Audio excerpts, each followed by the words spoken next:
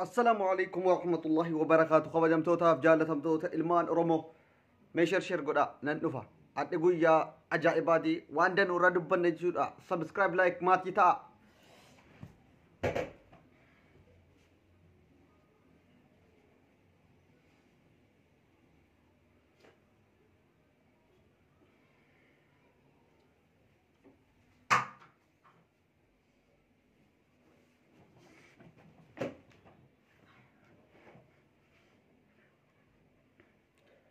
إيسا Egaa hadhi guyyaa ajaa'ibaati guyyaa adwaa goota akka hacaaluu itti yaadannu kan akka baalchaa itti yaadannu baga guyyaa adwaatiin guyyaa gootota oromootiin isin geessiniin jedha oromoo kiyyaa ittaan suudhaan har'a sagantaa ajaa'ibaa qabna jechuudha amma alaasii baanee warra soddaa garaa gobuudhaaf sagantaa ajaa'ibaa tiiktookii irratti hundi keenya ilmaan oromoo piroofaayilii hacaaluutiif baalcha fayyadamuudhaan TikTok dhiphifna jechuudha. Amma live seena yeroo nasii bahe hundi keessanuu akkasin dhuftanuu fanin isin beeksisuu jira.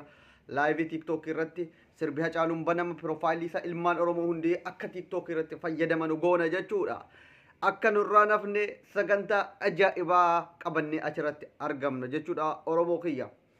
Egaa kabajamtootaaf jaallatamtoota ilmaan Oromoo har'a kan nuti dhufne waan ajaa'ibaa danuu dubbachuurraan dhufne waan ta'eef mee hundi keessan warri maatii kiyyan ta'in maatii naa ta'uudhaan akka isin viidiyoo kana daddabarsitan kabajaan isin gaafadha jechuudha.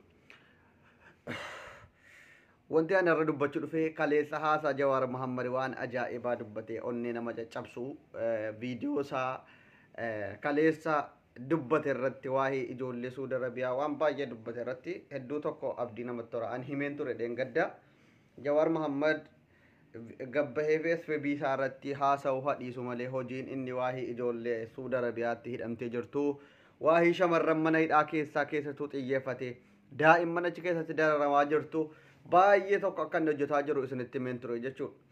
Kunis abdii guddaa namatti tora wanti Jawaar Muhammad dhaqee keessa seenee akka galma ga'u dhibbatti abdii qabna jechuudha. Du'aa keessaniin hin dagatinaa. Ittaan suudhaan wanti nuti har'a dubbannu jechuudha waan ajaa'ibaati jechuudha. Maalirraa dubbanna isinitti fakkaate baay'een keessan Dr. Abdussee viidiyoo kaleessa an dubbadhee wal qabsiiftanii fa'a komii adda addaa dubbataa jirtu. An har'as irra deebi'een isinitti hima. Anaan walitti qaba.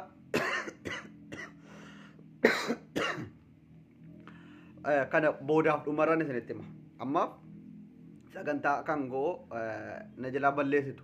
Sukkaara sanatti hin kaasinaa wanti isinitti himu Jawaar Muhammad haasaa isaa kaleessaa yoo dhaggeeffattanii ta'e warra balkaa ba'an baay'ee tokko abdiin ture rifeensa isaallee muratee jira bulloon baay'ee namatti tola jechuudha. Rifeensi isaa sun dheengaddaa waan siyaasa ittiin hojjete jechuudha. Siyaasa majjaba maal akka jedhu yeroo abbootiin gadaa karrayyuu dhuman sana keessatti rifeensa isaa akkas godhatee waan ergaa dabarseera jechuudha. Amma immoo deebi'ee rifeensa isaa yeroo muratee Jawaar nuti beeknu bareedaa durii ijoollee daa'ima fakkaatee alaas ba'us hedduu tokko wayii abdii namatti tole jechuudha. Nama gammachiisas. Ammas kaleessa odeeffannoo haaraa bahe jechuudha. Kutaa magaalaa baadiyyaa Oromiyaa 39 har'as warra allan ammoo warra intiniitu gabaasuu jalqabe jechuudha.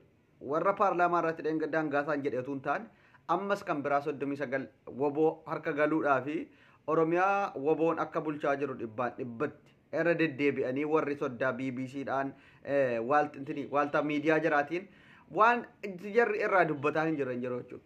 Maayat maamannoo jettanii amanuu dadhabuun keessanuyyuu hedduu nama gaddisiisa. Arguun dhagahuun wanti godhamaa jiru woboon hojii tarkaanfii jajjabaa fudhachuutu jira Oromiyaa keessatti. Hojiin woboon amma Oromiyaa keessatti fudhataa jiru dhibbatti waan Oromoo waggaa 150 itti qabsaa'e galmaan ga'uudhaaf abdii namatti tora. Abdii qabdaa.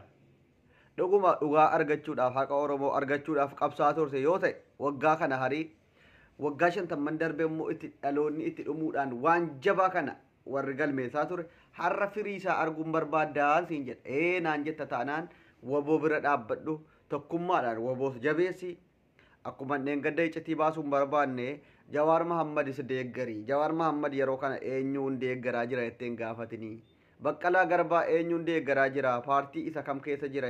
Maraaraa Guddinaan jedhin ummanni Oromoo maal deeggaraa jira? Maaltu isa baasa jedh jarri waan ummanni Oromoo godhanu waan ummanni Oromoo bira jiru jarris bira jiru waan ta'eef hin sodaatinii siin jedh hin sodaatin harree dubbii ajaa'ibaati jecha kana yoo hiikkachuu dandeesse hin sodaatin jechuun jedhu qof abdii godhadhu waan jarri jaalmarroon itti jiru abdii onnee keessa kaadhu mallaqa qabdu biraan bira dhaabbadhu woboo bira woboo jabeessi Oromiyaa harka kee galfattee jirta achitti humna dabaliif humna dabalataa ta'eef gaafas kabajamta gaafas sodaatamta yoo kanan goone ati reesaadha abbaa barbaade xibbaa xibbeetti taphata abbaa barbaade lafa keessaa ama abbaa barbaadetu biyya kee irraa si areetaa jechuudha yooti biyya kee hin kabachiifamne yooti raayyaa gaachana Oromoo kan akka woboo hin qabne jechuudha kanaafuu woboo jabeeffachuu barbaadda tokkummaa keetu woboo jabeessa tokkummaa barbaada woboon duraan dursa asiifachii walqeequ maal jechuu caala Oromummaa kee jabeeffadhu tokkummaa irratti xiyyeeffadhu sana booda wanti ati barbaaddu hundi tartiibaan sii dhufaa deemaa jechuudha. Tartiibaan akkasii dhufu toora galee akkasiif dhufu barbaaddaa woboo duuka hiriiri. Irra deddeebiinsitti maandi wanta kana akkan inaan salachaan nan beeka. Woboo jedhi barreessi mee koomentii kana jalatti. Woboo jedhi. Hin taati yaa'iin woboo jedhi barreessi. Anasiin jedhe. Woboon yeroo kanatti Oromoon wanti siin abdii irra keessee qabna jettu woboo qofa. Akkas anis dhibbatti woboo nan deeggaraa humna kootii waan hin qabu biran dhaabbadhaa woboo nan jabeessa woboo nan gargaara woboon abdii kooti ittiin dhaloonni kun ifa arga gabrummaa keessa jiru keessaa baha sirna nafxanyaa kanaan ofirraa buqqisa. Irra deddeebinee isinitti himna boo isinitti himna gaaboo irra deddeebinee isinitti himna boo egaa dhumarratti akkuma isiniin jedhe wanti dubbachuu barbaade akkasiin na dhaggeeffattan ufan viidiyoon kaleessa hojjedhe irratti maaliif dhiira hunda walitti qabdaa maaloo dhiiraaf xabaqaa ta'uu dhiisaa dhiirri Oromoo shamarran Oromootiif yoo kabaja qabaate inni dhiira Oromooti warri kaleessa jedhe warra dhara maqaa dhiiraa balleessanu waa'ee shamarraniin tinii jedhan irraa dubbadhe shamarran keenyas yeroo tokko of eeggachuu baraa kun dogongora illee natti hin fakkaatu haayilii kana aayilaandiidhaan itin jechuunis baadagummaadha rabbiin isin qajeelchuu kanaaf warri anatti duultan ofii keessanii of ta'a galatooma.